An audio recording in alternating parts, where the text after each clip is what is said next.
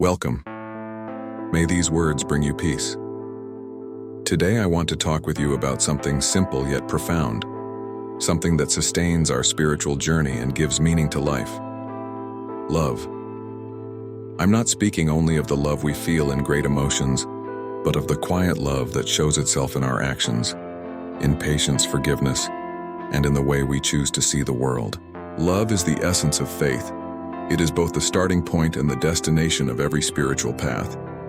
It is the force that turns fear into courage, pain into learning, and loneliness into presence. But love, as Christianity inspires us to live it, is not merely a feeling. It's a daily decision. It's the constant choice to see the good, even where the world only shows chaos. It's having enough faith to keep believing in kindness even when reality seems to say otherwise. Let us reflect calmly together on how this love can become practice, routine, and truth in every step of our lives. Many people believe love begins when we find someone to love, a friend, a partner, a child, a sibling. But true love begins within ourselves. It's born when we learn to look at ourselves with compassion. How many times have you criticized yourself for an old mistake, for a failure, for not being good enough? Love cannot bloom in the soil of guilt. It needs forgiveness. First, the forgiveness we offer ourselves. To love yourself is not selfishness. It is recognizing that we are works in progress, and that the kindness we offer others must first dwell within us. Begin to treat yourself as you would treat someone you love deeply. When you make a mistake, take a deep breath and tell yourself, "It's all right. I'm still learning." This simple gesture changes everything, because healthy self-love makes us more patient, more tolerant, and more open to transformation. When love lives within, it naturally overflows outward. Faith grows stronger because we begin to see the divine touch within ourselves, and that connects us to the world in a lighter, more sincere way. Love is shown far more in simple things than in grand words. It's easy to speak about love. It's harder to live it in the small tests of everyday life. Love is in the tone of your voice when someone contradicts you. It's in the decision to listen before responding.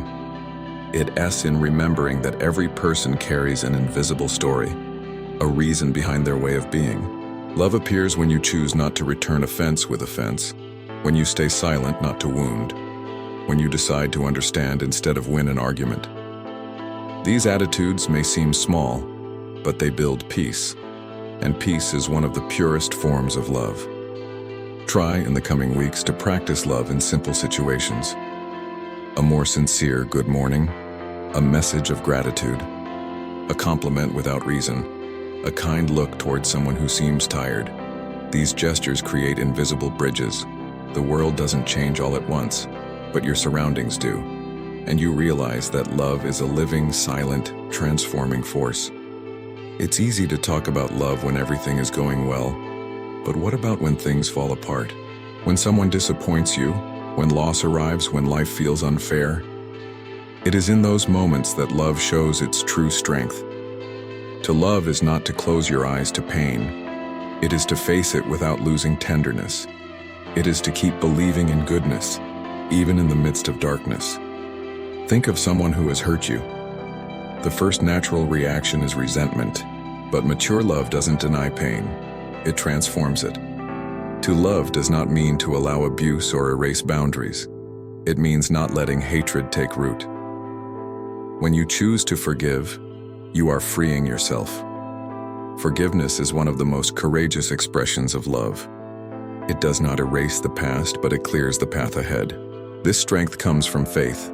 Faith that there is a greater purpose, that every situation, even the hardest one, can teach us something about compassion, humility, and patience. Love is what holds you when the ground seems to disappear. It's what sustains you when logic isn't enough and your heart must keep believing. To love is also to know how to wait. Not everyone is ready to feel or show love the same way you do. Each person has their rhythm, their wounds, and their own pace of growth. To love is to respect another's time without giving up on them. It is to understand that sometimes someone cannot return affection because they are still battling their own pain, and that's okay. True love does not demand. It understands. Think of how many times you've wanted someone to change, to see things your way, to have the same level of faith or sensitivity. But true love teaches detachment. It shows us that to love is to care without control, to trust that each person will find their own moment of awakening. That patience is a spiritual exercise. It transforms relationships, heals resentment, and brings us closer to serenity. Love is not a feeling that comes and goes. It is a choice, and every day offers new chances to choose love. Loving when it's easy requires no effort. The real work begins when we are tired, irritated, or insecure. When pride wants to speak louder, love invites us to breathe and respond calmly. To choose love is to choose to be an instrument of peace, even when no one is watching. It is deciding that, instead of repeating the cycle of anger, you will begin a cycle of kindness. That decision may seem small, but it changes the course of things. Every day you will have the chance to act with love or with indifference. And each choice, no matter how small, defines the kind of world you are helping to build. There are pains that words cannot heal, but love heals.